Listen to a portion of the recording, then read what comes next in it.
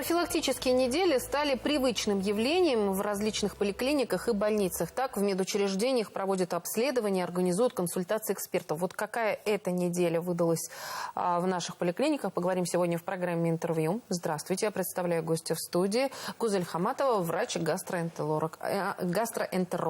Гузель Сафаргалиевна, здравствуйте. Здравствуйте. Гузель Сафаргалиевна, вот давайте сразу расскажем. Профилактическая неделя – это достаточно уже привычное понятие. Вот на этой неделе что можно обследовать? Вообще, как и всегда, и так и на этой неделе в нашей поликлинике проводится полное медицинское обследование для наших детишек, то есть это детская поликлиника. Полное гастрообследование, это и ФКС-обследование, и УЗИ, и все возможные анализы, биохимический, общий анализ, то есть все, что нужно для постановки диагноза нашим детишкам. Но есть специальные недели, да, вот, когда обследуют именно какой-то определенный орган, да, где-то была и женская неделя, и мужская. Сейчас вот дети, да. А какие конкретно консультации проводят? Ну, гастроэнтерологии нельзя сказать, что конкретно какой-то орган обследуем. Это такая система, где все взаимосвязано. То есть мы обследуем полностью всю функцию гастропатологии, то есть выявляем ту или иную. То есть, получается, если мы выявляем какое-то заболевание, это все взаимосвязано. Не бывает так, чтобы только желудок болел или только желчный пузырь. Приходится обследовать полностью весь ЖКТ, всю желудочно-кишечную систему, получается. Какие обследования и где можно пройти? Каждому ли? Вот вы сейчас сказали, что детская поликлиника. Наверное, во взрослых тоже? Ну, естественно, да, во всех поликлиниках, по месту жительства, во всех частных медицинских центрах доступно это все. Можно пройти обследование. Естественно, по записи стараемся принимать. Ну, экстренные случаи тоже принимаем по живой очереди. А вообще все доступно. Но именно когда профилактическая неделя проходит, то там же есть какие-то специальные, правильно же, обследования, консультации? Ну, специально, да. Мы просто обращаем внимание, то есть большой поток пациентов идет именно в этот период. Более углубленно обследуем этих пациентов. Какие виды обследований доступны?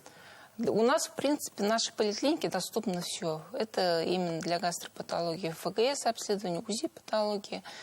УЗИ-обследования, анализы капрологии, биохимические, то есть это основные анализы, то, что требуется для исследования гастропатологии. Как часто нужно их производить? По показаниям. То есть, если у ребенка есть показания, мы обследуем. А так, диагностические УЗИ-обследования у нас проводятся по определенному периоду жизни. То есть в определенный период, например, детей в 14 лет, в 6 лет мы обследуем УЗИ, делаем. Если там у них что-то на УЗИ выявляется, естественно, они направляются к профильному специалисту, гастроэнтерологу, и мы обследуем дальше более углубленно. А если говорить о взрослых? Ну, у взрослых система та же самая, то есть обследование. Там уже больше, конечно, взрослые обращаются по жалобам, то есть проходят диспансеризацию, и по необходимости по жалобам, если есть необходимость, они проходят специалистов. Каким специалистам нужно обратиться вот в первую очередь для того, чтобы обследовать область гастроэнтерологии?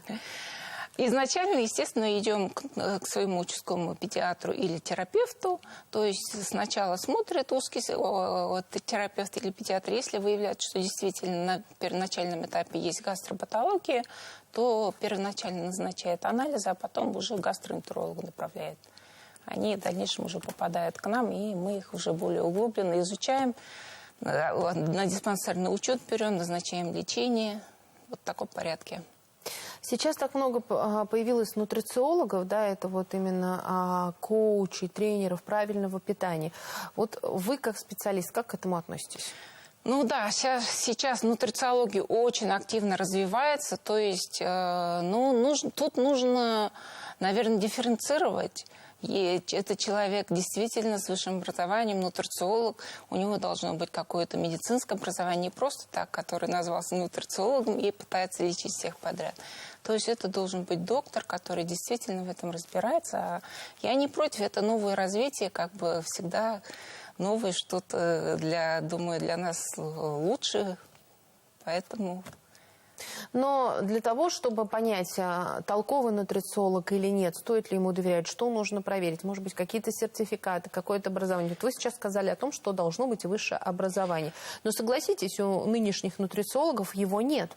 Это просто есть какие-то курсы, непонятные школы, университеты.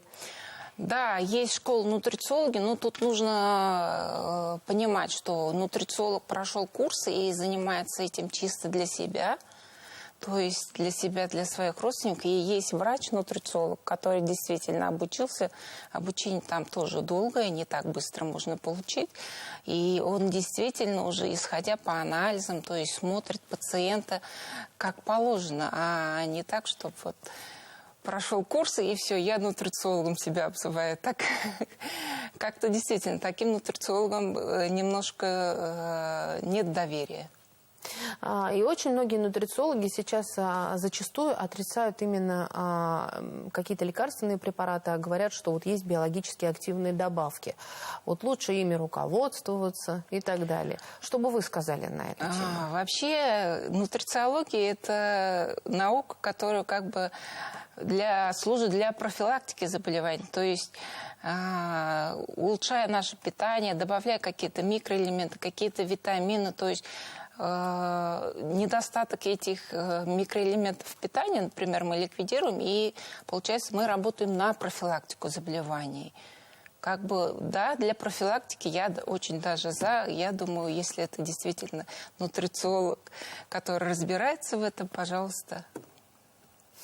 И сейчас в современном мире, да, появилось очень много продуктов, которые были привычны для наших бабушек и дедушек, а сейчас вот нам говорят, что как можно включать в рацион, к примеру, молоко, в рацион взрослого человека. Но зачастую и для детей говорят о том, что да, и это не только молока касается, но и ряда других продуктов. Вот что это веяние нового времени? Или как это можно объяснить?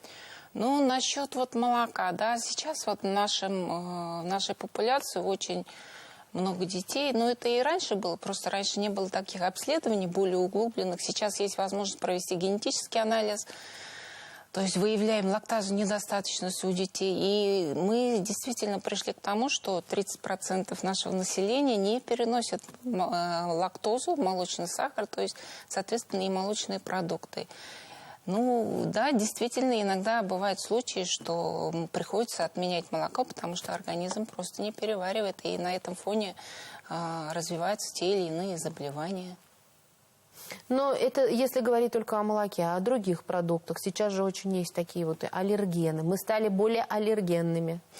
Ну, да, учитывая, что экология у нас немножко, скажем, с каждым годом все хуже и хуже, аллергические заболевания тоже очень повышают свою активность, то есть очень много выявляется, к тому же и аллергия к различным. То есть все это, может быть, и раньше было, просто не выявляли, не было таких обследований, как сейчас. Сейчас различные методы обследования есть. Мы можем выявить практически на любой продукт, аллергии есть или нет. Тем более вот ребенок сложно бывает, да, действительно аллергик, все плохо, все тяжело переносит. И у них есть возможность обследоваться, поэтому сейчас получается тенденция, что да, приходится исключать вот эти продукты, действительно, если есть в этом необходимость. Как можно избежать вот этих всех проблем? Может быть, как нужно питаться? Как часто нужно ходить на прием к гастроэнтерологу?